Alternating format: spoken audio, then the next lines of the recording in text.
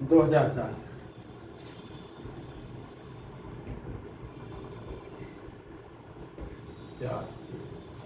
देखिए पहला सवाल इसमें जो है क्वेश्चन नंबर 3, क्वेश्चन नंबर 3 देखा जाए। क्वेश्चन 3 पहला दूसरा फिजिक्स का है।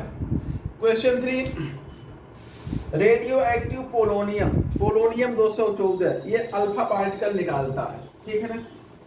पोलोनियम 214 ये अल्फा पार्टिकल निकालता है।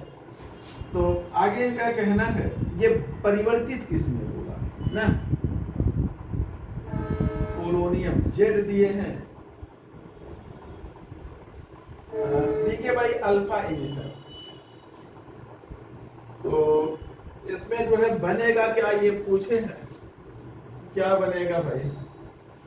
पोलोनियम से तो ऑक्सीजन सल्फर देखा जाए, कार्बन है, नाइट्रोजन है और ऑक्सीजन, लेड 82 बनेगा। लेड 82 होता है, फिर जो है क्या होता है 83 एंड बिस्मथ 83 होता है और पोलोनियम 84 होता है। तो ये जब एक अल्फा पार्टिकल निकालेगा तो इसमें कितने की कमी आ जाएगी। यहाँ पर मान लीजिए कि 84 है, एक अल्फा पार्टिकल निकालें तो यहाँ 4 की और यहाँ 2 की आएगी कमी। तो ये आ जाएगा, इसमें बदल जाएगा। किसमें बदल जाएगा, इसमें हो जाएगा लेड 82 और 210, ठीक है ना, प्लस अल्फा 24 इसी में बदलेगा। पोलोनियम अगर एक अल्फा पार्टिकल निकालता है तो लेड 82 210 में बदलेगा। इसका विकल्प जो है हमें लगता है कि बी, विकल्प बी है। आगे देखा जाए क्वेश्चन नंबर 4, क्वेश्चन नंबर 4 में देखा जाए most of the energy produced by the sun is due to नाभिकीय संलयन, न्यूक्लियर फ्यूजन। सन की एनर्जी किससे हमें मिलती है, न्यूक्लियर फ्यूजन, नाभिकीय संलयन से। क्वेश्चन 5 देखा जाए, in normal operation of nuclear reactor, nuclear reactor के सामान्य ऑपरेशन में, न्यूक्लियर रिएक्टर के सामान्य ऑपरेशन में control rod are adjusted so that reactor is critical, सही है। दूसरा कंट्रोल रॉड, पहला ही में सही मिल गया, तो कंट्रोल रॉड को इस तरह से एडजस्ट करते हैं, control rod adjusted to so that fuel क्या होगा, क्रिटिकल अमाउंट में हो, यानी कि जो न्यूक्लियर रिएक्टर है वो क्रिटिकल पोजीशन में उससे हाई हो। रिएक्टर ही क्रिटिकल, क्रिटिकल इस चीज को समझ रहे हैं कि नहीं सब लोग। देखिए सतत नाभिकीय विखंडन चले, इसके लिए यह आवश्यक है कि जो फ्यूल है, ईंधन है, उसकी मात्रा एक निश्चित मात्रा से अधिक हो, अर्थात और उसी निश्चित मात्रा को हम क्रिटिकल मास कहते हैं। एक पर्टिकुलर अमाउंट, ये अलग अलग न्यूक्लियर फ्यूल का अलग अलग होता है, अलग अलग पैकिंग का तरीका, डेंसिटी, इन सब कई फैक्टर पे डिपेंड करता है, ये अलग अलग होता है। तो अगर जो है न्यूक्लियर फ्यूल जो है क्रिटिकल अमाउंट से ज्यादा है, मान लें कि किसी न्यूक्लियर फ्यूल का क्रिटिकल मास किसी कंडीशन में 10 kg है, सपोज कर लें ये क्रिटिकल मास है 10 kg, ठीक है। अगर आप एक 5 kg का टुकड़ा लिए हैं, अगला फिर 5 kg का टुकड़ा लिए हैं, और इनको जो है यहाँ पर पार्टीशन लगा दिए, ठीक है ना, कंट्रोल या एरेस्टर रॉड लगा दिए हैं। यहाँ का न्यूट्रॉन यहाँ या यहाँ का न्यूट्रॉन यहाँ जा नहीं पाता, ये एक दूसरे से अलग है। तो ये 5-5 kg के है, क्रिटिकल मास से कम है। अगर आप इसको ऊपर उठा दीजिए, उठाते जाइए, और जब इनके बीच का ये पट्टी हट जाएगा, इसका न्यूट्रॉन यहाँ, इसका न्यूट्रॉन यहाँ आने में आ सका, अगर पहुंचने में सक्षम हो गया, तब दोनों का मास मिलकर 10 kg हो गया। अब ये क्रिटिकल मास के बराबर हो गया, अब नाभिकीय विखंडन शुरू हो जाएगा। तो हम फ्यूल रॉड को इस तरह से एडजस्ट करते हैं कि इनका मास जो है क्रिटिकल मास के बराबर या उससे अधिक हो, तो तभी जो है सतत श्रृंखला क्रिया संभव है, सतत जो है नाभिकीय विखंडन संभव है। और इसमें जो है क्वेश्चन नंबर 5 में विकल्प ए सही है। ठीक है ना। कंट्रोल रॉड को इस तरह से एडजस्ट करते हैं कि न्यू जो रिएक्टर है, जो फ्यूल है, वो क्रिटिकल अमाउंट से ज्यादा हो।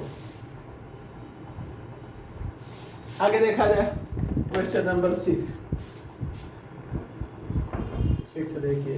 क्वेश्चन नंबर 6 क्या है? For purpose of a practical या energy producing reaction, one want to disintegrate want a disintegration energy Q, which is Q। अच्छा देखिए, नाभिकीय विखंडन में या किसी भी अभिक्रिया में, चाहे नाभिकीय विखंडन हो, हम जो हीट ऑफ रिएक्शन लेते हैं, जब मान लें A है प्लस B है, ये C बना रहा है प्लस हीट Q निकल रही है। अगर हीट निकल रही है तो ये Q वैल्यू होता है इस, और डेल्टा एस क्या हो जाएगा? माइनस क्यू के बराबर होगा। ये एक्सोथर्मिक प्रोसेस है, एक्सोथर्मिक। और अगर जो है एंडोथर्मिक है, ए प्लस बी, ये हो जाएगा सी माइनस क्यू के, ये होता है एंडोथर्मिक। और यहाँ पे डेल्टा एस क्या हो जाएगा? Plus Q. तो किसी रिएक्शन में अगर क्यू वैल्यू पॉजिटिव है, क्यू वैल्यू पॉजिटिव है तो रिएक्शन कैसा? एक्सोथर्मिक। क्यू वैल्यू नेगेटिव है तो रिएक्शन एंडोथर्मिक है। ठीक है। क्यू वैल्यू पॉजिटिव है तो एंथैल्पी चेंज नेगेटिव होगा, क्यू वैल्यू नेगेटिव है तो एंथैल्पी चेंज पॉजिटिव होगा। तो न्यूक्लियर रिएक्टर में देखिए, चाहे न्यूक्लियर रिएक्शन में, न्यूक्लियर ये चाहे फिशन हो या फ्यूजन हो, चाहे जो हो, क्यू वैल्यू ये क्यू वैल्यू हमेशा क्या होती है? पॉजिटिव होती है, क्योंकि हीट हमेशा निकलती है। नाभिकीय अभिक्रियाएं सदैव ऊष्माक्षेपी होती हैं, एक्सोथर्मिक होती है, इसलिए क्यू वैल्यू इनका हमेशा क्या होता है? पॉजिटिव होता है, चाहे फिशन हो चाहे फ्यूजन हो। ठीक ना। आगे देखते हैं क्वेश्चन नंबर 7। क्वेश्चन नंबर 7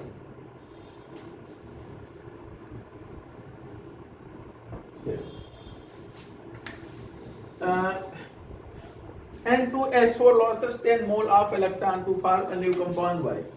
देखा जाए N2H4 ये कोई कंपाउंड Y बनाता है और कितना मोल इलेक्ट्रॉन दे रहा है? 10 मोल, 10 मोल इलेक्ट्रॉन निकाल रहा है। ठीक है। Assuming that all the nitrogen appears in the new compound, अब हम ऐसा मान लें कि यहाँ पे जितने नाइट्रोजन है सभी इस कंपाउंड में उपस्थित है। ठीक है ना।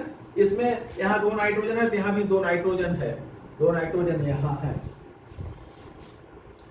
What is the oxidation state of nitrogen in Y? यहाँ पर नाइट्रोजन का ऑक्सीडेशन स्टेट क्या होगा? तो देखिए 10 मोल इलेक्ट्रॉन निकला है और यहाँ नाइट्रोजन कितने हैं? 2 है, 2 नाइट्रोजन है ना, N2 है, 2 नाइट्रोजन है। तो इसका मतलब कि प्रत्येक नाइट्रोजन ने 5-5 मोल इलेक्ट्रॉन निकाला है। 2 नाइट्रोजन मिलकर 10, तो एक नाइट्रोजन कितना हो गया? 2 नाइट्रोजन से कितने इलेक्ट्रॉन निकले? 10 मोल इलेक्ट्रॉन। तो एक नाइट्रोजन से कितना निकलेगा? 10/2 मोल इलेक्ट्रॉन, यानी कि 5 मोल।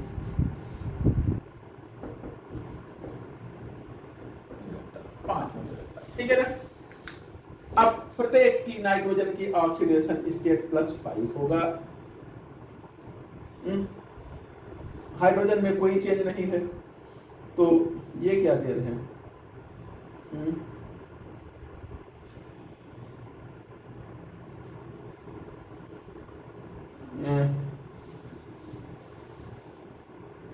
one mole of compound. Assuming that all the nitrogen appears in the new compound, what is the oxidation state? There is no change in oxidation state of hydrogen. Hydrogen के oxidation state में कोई change नहीं है, +1 यहाँ पे भी है और +1 यहाँ पे भी है। अब बताइए कितना हाइड्रोजन निकाला, कितना इलेक्ट्रॉन हाइड्रोजन ने कितना इलेक्ट्रॉन निकाला? अगर उसके ऑक्सीडेशन स्टेट में कोई चेंज नहीं है तो कितना इलेक्ट्रॉन निकाला? देखिए नाइट्रोजन यहाँ 2 है, हाइड्रोजन कितने हैं? 4 है, यही ना। नाइट्रोजन यहाँ पे 2 बन गए और ये दोनों कितना इलेक्ट्रॉन निकाल रहे हैं? 5 इलेक्ट्रॉन ये निकाला, 5 इलेक्ट्रॉन ये निकाला। अच्छा, इनका क्या कहना है कि ऑक्सीजन का, नाइट्रोजन का ऑक्सीडेशन स्टेट का, यहाँ पर ऑक्सीडेशन का, नाइट्रोजन का ऑक्सीडेशन, यहाँ पे पहले देखते क्या है। 2x और +4 = 0 के, तो x = क्या आ जाएगा? +2 के। यहाँ इसका +2 है और यहाँ क्या हो गया? +5 है। यहाँ +2 है, ये +5, ये मिस्टेक हो रहा था, ये +2 है, ये +5 है, ठीक है ना। तो 0 से 5 में जाने पे 5 निकाला, +2 से +5 पे 3 इलेक्ट्रॉन, ठीक है। इनका तो वही है, +1 इधर है, +1 इधर भी है। आगे अब इनका क्या कहना है,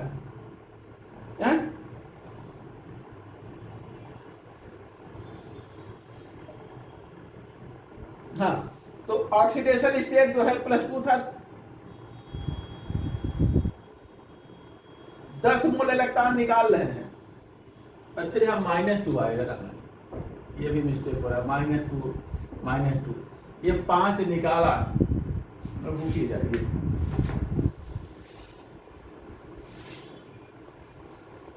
अब आप लोग शांत रहेंगे तो सब ध्यान रहेगा, उसी में बार बार बोलेंगे तो सब गड़बड़ाएगा। आप लोग एकदम बोलिए मत, कोई कुछ गड़बड़ नहीं होगा।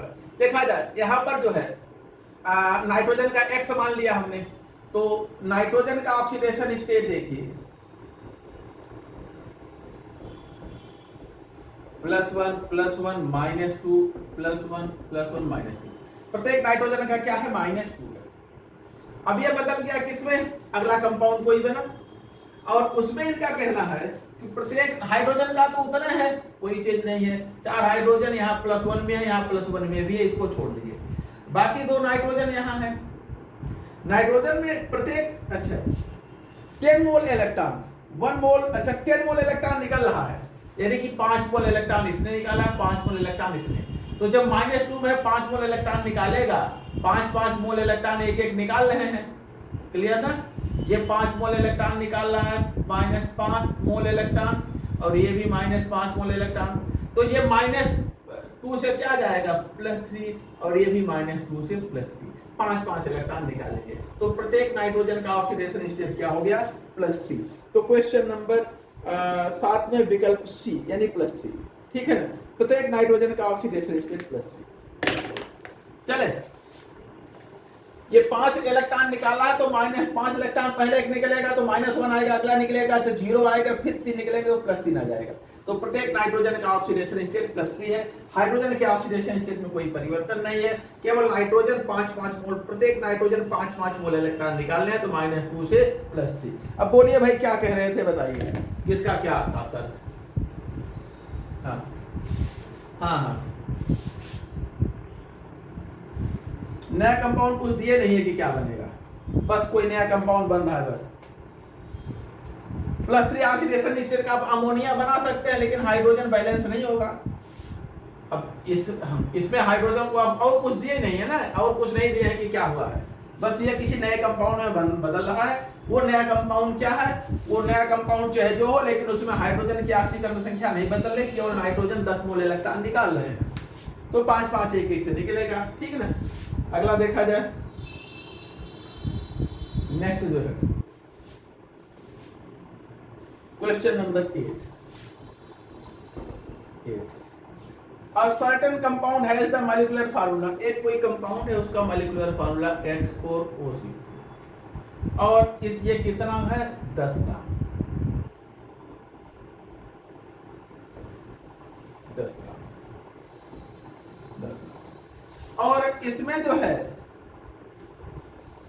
कितना X है, X की मात्रा जो है ये बता रहे हैं कि ये कितना है, 5.62 ग्राम, ये 62 ग्राम, ठीक है ना। आगे देखा जाए, इन्होंने पूछा क्या है, atomic mass of X, atomic mass इसका, तो हम जानते हैं परसेंटेज ऑफ X, किसी कंपाउंड का परसेंटेज, ये mass of X divided by mass of compound into 100, यही फार्मूला है। तो ये परसेंटेज ऑफ X कितना दे रखा है, 10 ग्राम में इतना है, तो 100 ग्राम में कितना हो जाएगा, 56.2 हो जाएगा ना।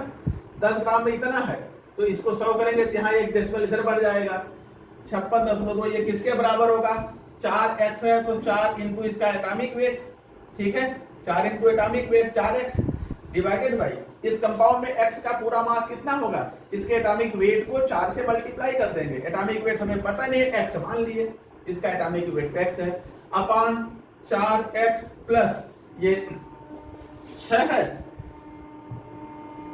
हाँ अच्छा है, तो इसका परमाणु भार 16 होता है, 16 सट्टा 66, 66 और इंटू 100। अब आप इसको इधर कर लीजिए, तो 56.24x प्लस 66 इक्वल टू जो है 400x। अब निकाल लीजिए, इसको निकाल लेंगे, कोई दिक्कत नहीं होनी चाहिए, निकल जाएगा। x को इधर कर दीजिए, घटा दीजिए, और ठीक है ना, चले हैं? कितना होगा? अच्छा 16 छक्का 96, हाँ 96, ठीक है ठीक है 96, 16 छक्का 96 होगा, ठीक। अब आप इसको सॉल्व करके निकाल लीजिए, हो जाएगा ना। आगे देखते हैं question number 9। At constant volume for a fixed amount of a gas, the pressure of the gas increases with rising temperature due to। अगर हम किसी गैस का ताप बढ़ाते हैं तो उसका दाब बढ़ता है, कारण क्या है? ताप बढ़ाने से जो एवरेज स्पीड है मॉलिक्यूल की वो बढ़ती है। जब एवरेज स्पीड बढ़ती है तो प्रेशर भी, किसी भी बर्तन पे जो गैस का प्रेशर होता है वो गैस मॉलिक्यूल की बर्तन के दीवार पर होने वाली टक्कर के कारण होता है। एवरेज स्पीड जैसे जैसे बढ़ती जाएगी, एवरेज स्पीड केवल और केवल टेम्परेचर पर डिपेंड करता है। अगर आप टेम्परेचर चेंज करेंगे एवरेज वेलोसिटी उनकी बढ़ती जाएगी, जब एवरेज वेलोसिटी बढ़ेगी तो प्रेशर भी बढ़ेगा, ठीक है ना, कोई दिक्कत? क्वेश्चन 9 में विकल्प ए सही है।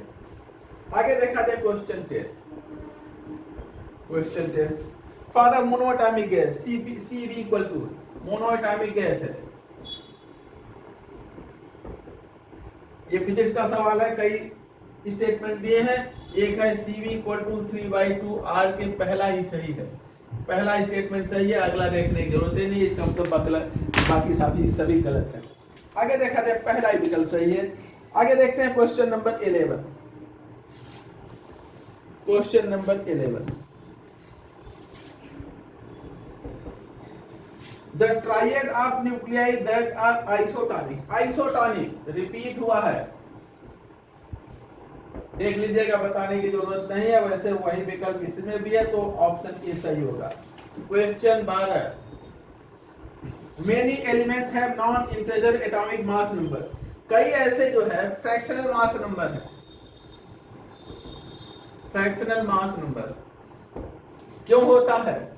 समस्थानिकों की उपस्थिति के कारण, एक से अधिक उनके आइसोटोप हो अलग अलग मास के, ये भी आ चुका है, रिपीट है ये भी सवाल। क्वेश्चन नंबर 13, क्वेश्चन 13 देखिए क्या है।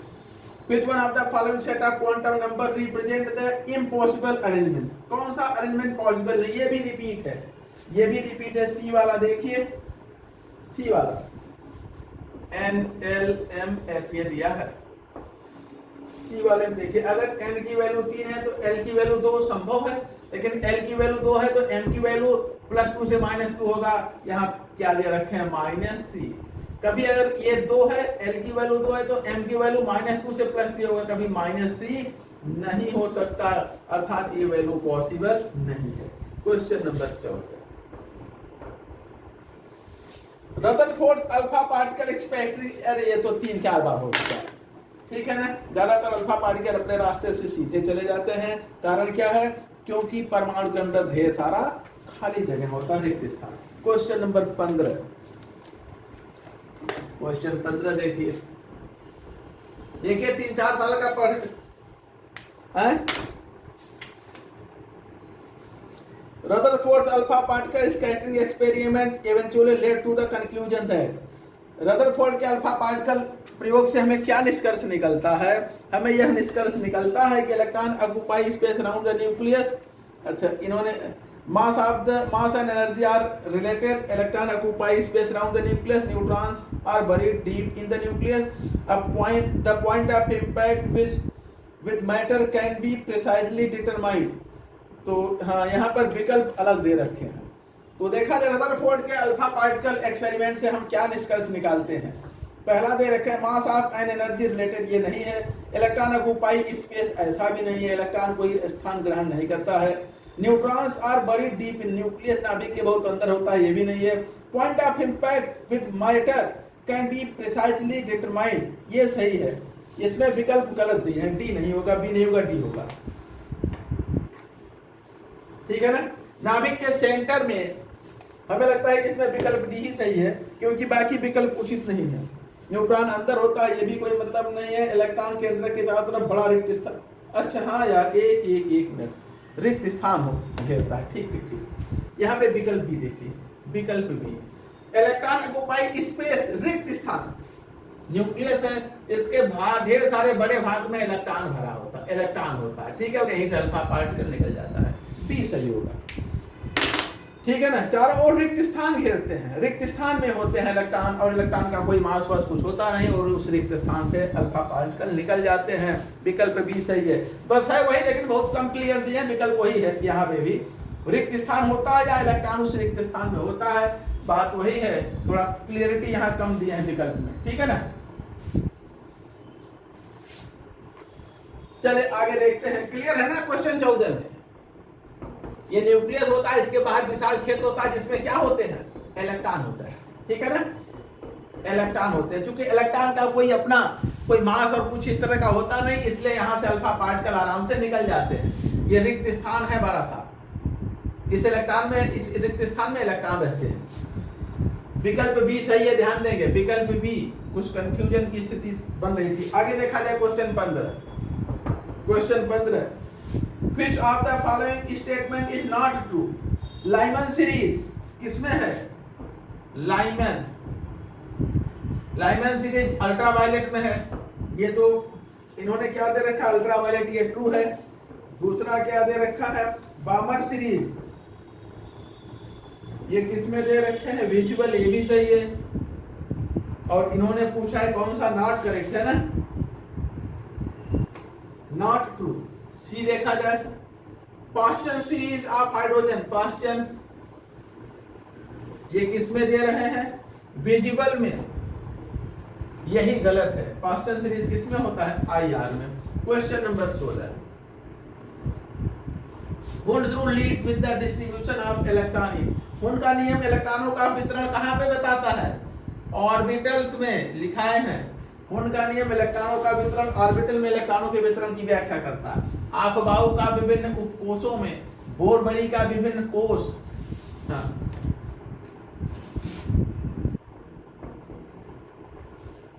क्वेश्चन नंबर 15 में क्या है,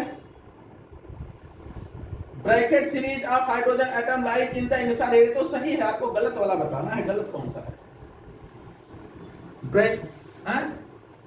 ब्रैकेट में, ये तो आईआर में आता है, ये सही है, ये भी सही है। तो आपको जो गलत विकल्प है वो बताना है। अब हिंदी से, हम हिंदी में गलत दिया उससे हमसे मतलब नहीं है, लेकिन जो सही अंग्रेजी वाला हम सही दिया तो हम उसको देखें, ठीक ना। हिंदी में क्या दे रखा है, bracket infrared hydrogen, bracket spectrum श्रेणियां विद्युत के दृश्य क्षेत्र में नहीं। हिंदी वाले में तो दोनों दो गलत है, अंग्रेजी वाले में सी गलत है, वही सी वाला सही उत्तर है। ठीक है। क्वेश्चन 17 देखा जाए, आगे जो है क्वेश्चन नंबर 17, समझ गए ना। अगर आप हिंदी वाला देखेंगे तो दो सही उत्तर मिलेंगे, अंग्रेजी वाला देखेंगे तो विकल्प सी मिलेगा। ठीक है। Next question 17, among the following element whose electronic configuration are, अच्छा दिए गए हैं, the one having highest ionization energy, इसमें आउटर सबशेल्स हाफ फिल होंगे, उसकी या फुल फिल होंगे, उसकी हाईएस्ट होगी, देख लीजिए। इसमें जो है बी वाला देखिए, बी वाले में आउटर में 3p है ना, 3p3 है। बी वाले विकल्प में बाहरी बाय को हाफ फिल है, उसी के सबसे ज्यादा होगा, नाइट्रोजन जैसा है। Question number 18, in the periodic table the metallic character of element, जैसे जैसे लेफ्ट टू राइट जाते हैं हम लोग, ठीक है ना, लेफ्ट टू राइट जाते हैं तो मेटेलिक कैरेक्टर घटता है। टॉप टू बॉटम आने पर मेटेलिक कैरेक्टर बढ़ता है। अब विकल्प देख लीजिए क्या है। मेटेलिक कैरेक्टर डिक्रीज करता है लेफ्ट टू राइट और इंक्रीज करता है टॉप टू बॉटम। विकल्प डी सही है। Question number 19, in the sixth period the orbital being filled are, छठे आवर्त में जो ऑर्बिटल भरते हैं, ठीक है ना, हमने बताया, देखिए इस तरह का सवाल आता है, फंसाता है, एक ट्रिक देख लीजिए। कोई भी ऑर्बिटल किससे शुरू होता है, किस उपकोष से शुरू होता है, पी उपकोष से, और किससे खत्म होता है, एस से ना। एस किससे, एस से शुरू होता है, पी से खत्म होता है ना, एस से शुरू होता है और पी से खत्म होता है। जितने हम आवर्त देखेंगे, जितने पीरियड हैं, जितने आवर्त हैं, जैसे ये सबसे पहले कौन सा एस ब्लॉक होता है और लास्ट में कौन सा है, पी ब्लॉक है। तो ये एस से शुरू होते हैं और खत्म कितने होता है, पी में। ये ध्यान देंगे, कोई भी आवर्त है एस से शुरू होता है, पी में खत्म होता है। जैसे अगर जो है यहाँ एस से शुरू हुआ तो यहाँ पी में खत्म होगा, उसके बीच में क्या आ जाएगा, डी और एफ आ जाएगा। देखिए एक आध इलेक्ट्रॉन भरते हैं, जैसे हम कहें जो छोटे हों, चलिए स्कैंडियम ले रहे हैं, तो यहाँ पर 3s2, ठीक है ना, और जैसे 1s2, 2s2, 2p6, 3s2, 3p, क्या हो गया, कोई बात नहीं, कोई बात नहीं। इसका और उसके बाद जो 4s में 2, 3d में 1 आता है, ठीक है ना, ये होता है। उसके आगे 4p आएगा ना, 3d के बाद 4p आएगा। तो अब देखा जाए ये कहां से शुरू हुआ, 4s से शुरू हुआ और 4p में खत्म हो गया, ठीक है ना, बीच में 3d है। अब अगर ये हम इसको 5s से शुरू करें, 5s से, तो ये 5p में खत्म होगा और यहाँ 4d आएगा और 4d आएगा। अब उसके बाद जो है, अगर ये 6s है, 6p है, तो यहाँ 5d आएगा, अब 4f आ सकता है। अगर ये 7s है और ये 6d है, तो ये 5f होगा और यहाँ 7p होगा। तो इसी के बीच में ना, ये 7 है तो 6 5, 6 है तो 5 4, ठीक है, ये बीच में आता है, ये ध्यान रखेंगे, ठीक है ना। अब देख लीजिए क्या सवाल है, अब उसका विकल्प देख लीजिए। क्या कह रहे हैं, छठे पीरियड में, छठा पीरियड है ये वाला, 6s से शुरू होगा और किस पे खत्म होगा, 6p में। तो 5d और 4f इसमें आएंगे और बीच में 5d 4f, 5d और 4f, ये d देख लीजिए, विकल्प d सही है, 5d 4f, ठीक है ना। अब उसमें 4f पहले लिखा है, 5d बाद में, क्योंकि ये पहले आता है, ये बाद में, भले ये पहले भरता है। तो B में देखिए 6s से हमें 6p तक जाएंगे, तो इसमें कौन कौन आएगा, एनर्जी के क्रम में ले गए तो 5d 4f और वैसे 4f और 5d, ठीक है ना। तो यहां से यहां चलेंगे तो बीच में ये आएंगे। अगला क्या हुआ, चाहे जो लगा देख लीजिए, जो हम बताएं उसको ध्यान रखिएगा, वहां कुछ नहीं ध्यान आता ना, कोई आप कुछ लगा पाएंगे एग्जाम, ठीक ना। एग्जाम में कुछ याद रहता है ना, कुछ लगा पाते हैं, सीधे आप ध्यान रखिए कि प्रत्येक आवर्त जो है छठे, प्रत्येक आवर्त s से शुरू होता है, p में जाता है।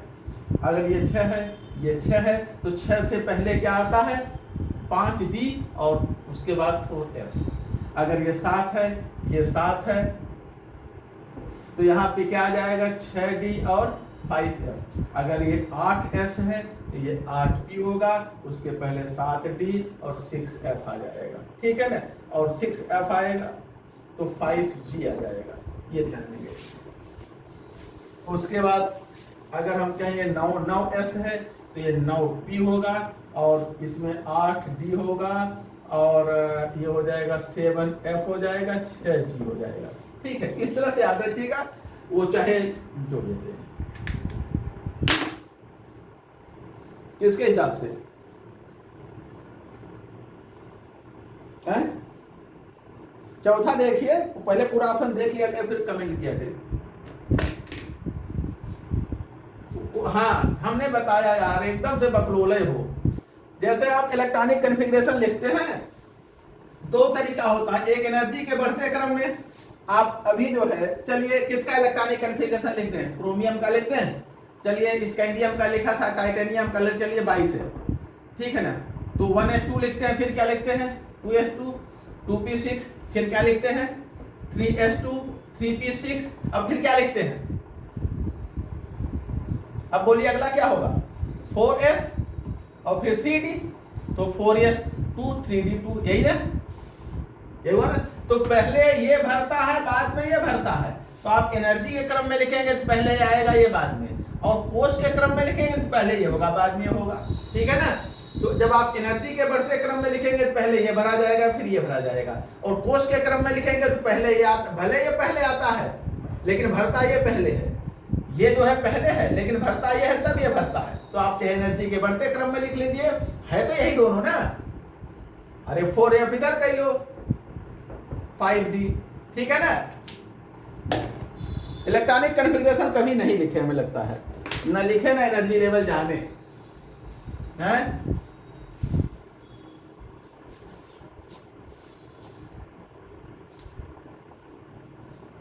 चलिए अब आगे देखते हैं, नेक्स्ट जो है question number 20, emission of beta particle is from, beta particle कहाँ निकलता है, कहाँ से, न्यूक्लियस से, ठीक है। अब देख लीजिए इसमें क्या विकल्प है। आगे देखते हैं क्वेश्चन 21 देखा जाए, 21 तो नहीं है, 22 भी नहीं है, 23 देखिए, 23 केमिस्ट्री का है। Which of the following cannot be used to make a solar cell? देखिए सिलिकॉन को हम यूज करते हैं, प्लेटिनम यूज होता है, जर्मेनियम यूज होता है, गैलियम नहीं यूज होता, ठीक है, ये नहीं यूज होता, इसको ध्यान रखिएगा। क्वेश्चन 24, ये एक रिएक्शन है, यूरेनियम 92 235, ये किसमें बदल रहा है, यूरेनियम 92 और 238 में, ये गड़बड़ है ना।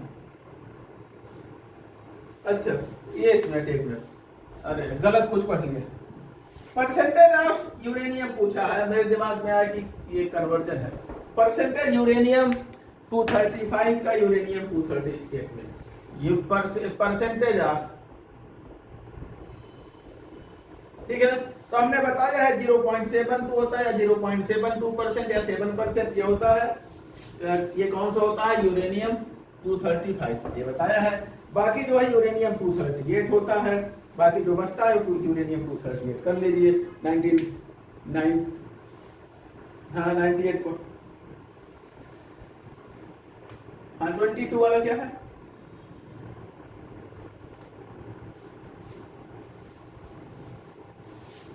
Which of the following compound has a least heating value? Heating value ना, अब ये जो है, अब ये लकड़ी क्या क्या दिया भैया, ये फिजिक्स में जाके फिजिक्स में देखिएगा, ठीक है, केमिस्ट्री का ये सवाल नहीं। लीस्ट हीटिंग वैल्यू, अब ये पता नहीं क्या दिया है। आगे देखा जाए क्वेश्चन 25, इसका नहीं है, question 26, substance which on treating with chlorine yield bleaching powder, तो स्लैग लाइन CaOH2 को जो है Cl2 से ट्रीट करेंगे तो CaOCl2 प्लस H2, ठीक है, ब्लीचिंग पाउडर। क्वेश्चन 27 ये है, when steam is passed over hot Coke, steam को कोक पर पास करते हैं तो क्या मिलता है, बोलिए भाई, कार्बन पर स्टीम को H2O यानी स्टीम, तो ये हमें क्या देता है CO प्लस H2, इसी में इतने हाइड्रोजन मिला दें ना, इतने हाइड्रोजन मिला दें तो एसिटिलीन मिलता है, तो इसको हम क्या कहते हैं, सिन गैस कहते हैं ना, सिन गैस या सिंथेसिस गैस कहते हैं, ये भी बताया है, सिंथेसिस गैस, ठीक है। आगे जो है मेथेन बनाते हैं, इससे ध्यान आ रहा, मेथेन और मेथेन या मेथेनॉल ये सब बनाते हैं, और ये जो है सिन गैस कहलाता है। आगे जो है क्वेश्चन 20, हाँ क्या हुआ, 1:, हाँ हाँ, तो इसी में जो है जितना ये है उतने हाइड्रोजन मिला दिए जाए। हाँ हाँ ठीक कहे हैं, ये जो है अच्छा इसमें जितना जितना इनका वॉल्यूम है उतने हाइड्रोजन मिला देंगे तब वो सिन गैस कहलाता है। बात सही कह रहे हैं। तो ये क्या कहलाएगा, ये वाटर गैस है ना, वाटर गैस। वाटर गैस तो इसमें कुछ दिए नहीं है, कोई विकल्प नहीं दिया है, ठीक है ना, कोई विकल्प नहीं दिए हैं। अब देखिए जैसे इसमें ये मान ले 2 लीटर हो तो 2 लीटर और मिला देंगे CO प्लस H2, ये 1:3 में होता है सिन गैस में। अब इसमें कोई वाटर गैस का विकल्प ही नहीं दिए हैं, ठीक है ना, तो इसलिए अब इसी को मान लीजिए सिन गैस नियरेस्ट है, बस परसेंटेज का अलग अंतर है। वाटर गैस का कोई विकल्प नहीं दिए हैं तो वाटर गैस में हाइड्रोजन थोड़ा बढ़ जाता है, मिल जाता है उतना और, तो सिन गैस हो जाता है, तो सिन गैस ठीक करिए, बाकी तो और कोई विकल्प नहीं। Question 28, which of the following are isomer? Ethane, propane, ethane, ethene, ethene, ethyne, butane और आइसोब्यूटेन, ब्यूटेन और आइसोब्यूटेन।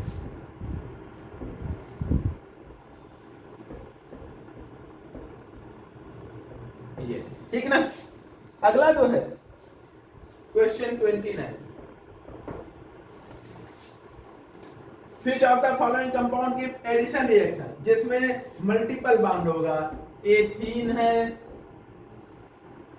और उसके बाद प्रोपेनोन है, मेथेनल है और उसके बाद जो है प्रोपेनोन है।